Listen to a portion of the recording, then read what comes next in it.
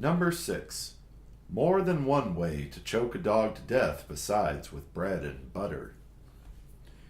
Well, I had an older fellow that helped me on a farm in Missouri years ago, and Charlie Laird, and Charlie was a local character in the town of Clarksville, Missouri, and always wore bib overalls.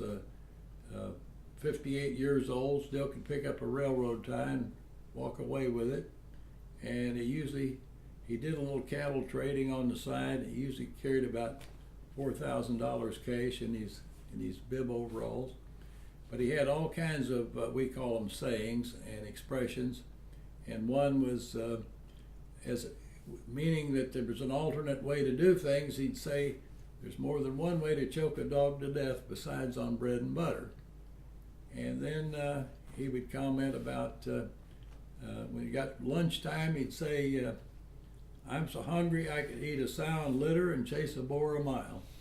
And and then if you had a piece of equipment failure, Charlie would always say, "Well, it's burned up with the grease."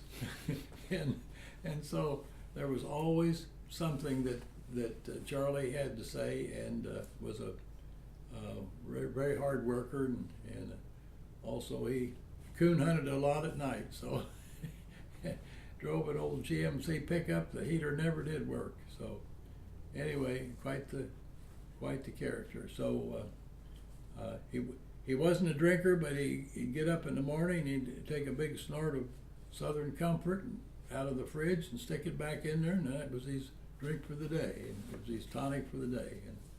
And he lived in a house that you could look up between the wood shingles and see the moon. So anyway, one of those type of people, but a lot of sayings, and so as an alternative, why you just say there's more than one way to choke a dog to death besides on bread and butter.